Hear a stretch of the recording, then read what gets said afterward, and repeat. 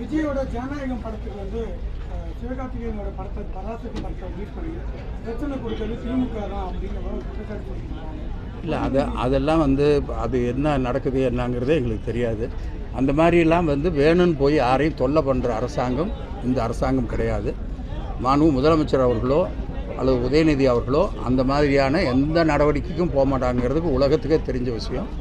அதனால் வந்து அதெல்லாம் ஏற்றுக்கொள்ள முடியாத விஷயம். விஜயோட படம் ரிலீஸ் ஆகிறப்ப வேற எந்த படமும் ரிலீஸ் ஆகக்கூடாதுங்கிற அளவுக்கு ஒரு கெடுபடி வந்து ரசிகர்கள் காட்டாங்க விஜய் படத்தை.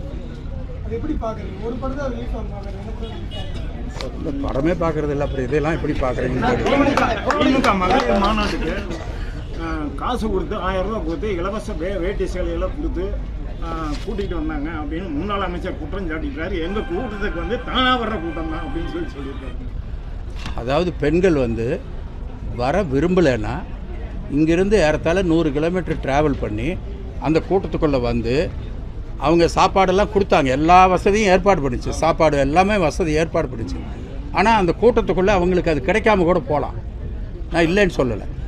அந்த கஷ்டத்தெல்லாம் பொறுத்துக்கிட்டு ஒரு பெண் காலையில் 9 மணிக்கு வீட்டில் கிளம்பி நைட்டு 11 மணி வரலும் இந்த நிகழ்ச்சியில் கலந்துக்கிட்டு வரும்பொழுது எவ்வளவு இயற்கை உபாதைகளை அவர்கள் சந்திச்சிருக்கணும், எவ்வளோ வசதிகளை நாங்கள் ஏற்படுத்தினாலும் கூட எவ்வளோ பிரச்சனைகள் அத்தனை கடையில் வந்திருக்காங்கனாக்க இந்த கட்சியின் மீது இருக்கிற அக்கறையின் காரணமாக 2 லட்சம் பேர் அங்கே வந்து கூடினார். 2 லட்சம் பேர், நான் சும்மா சொல்லலை, நிறைஞ்சிருந்தது. அதனால் அந்த மாதிரியான இதெல்லாம் கிடையாது. சாப்பாட்டு செலவு நாங்கள் பண்ணுறோம், அது இயற்கை. நீங்கள் கல்யாணத்துக்கு கூப்பிடும்போது சாப்பாடு போடுறீங்க, அதுக்கு என்ன அர்த்தம்?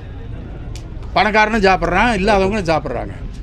இவங்களுக்கு நீங்கள் பட்டினியாக போட்டிருந்தா கூட கூட்டத்துக்கு வந்துட்டு தான் வந்திருப்பாங்க. அப்படிலாம் இல்லை, அப்படிலாம் இல்லை.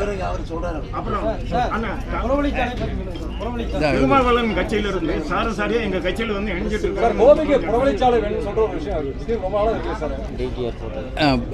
இல்லை, புறவழிச்சாலைக்காக ஏற்பாடு செய்யப்பட்டு விரைவாக அது ஒரு முடிவுக்கு வரும் என்று நாங்கள் கருதுகிறோம்.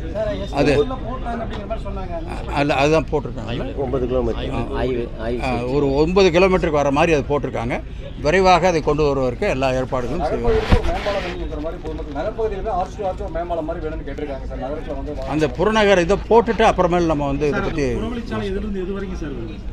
இல்லை, அது வந்து 9 கிலோமீட்டர் வருது. எந்த இடத்துல ஆய்வு பண்ணியிருக்காங்க, 3 பார்த்துருக்குறாங்க. எந்த இடம் ஃபிக்ஸ் ஆகுது இல்லை, ஒரு 3 இடத்த சொல்கிறாங்க.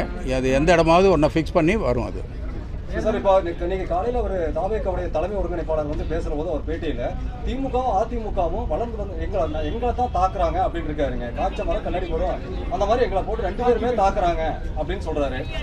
இருக்கிற அத்தனை பேர் வந்து எங்களை தாக்கிட்டு இருக்காங்க. இதை போய் நாங்கள் என்னன்னு சொல்கிறது? எல்லாரும் தான் எங்கள் மேலே கல்லை தூக்கி போட்டுட்டு இருக்காங்க. நாங்கள் அந்த கல் வந்து உழுவுறதெல்லாம் கவலையாக படலை. நாங்கள் எங்கள் வழியில் ஒழுங்காக போயிட்டுருக்குறோம். மக்களுக்கு என்ன செய்யணும் என்ன ஏங்க, பல்லடத்தில் நடந்த மாநாட்டை விட உலகத்தில் வேறு எதையும் வந்து ப்ரூவ் பண்ணுறதுக்கு ஒரு ரெக்கார்டு சொல்ல முடியாது.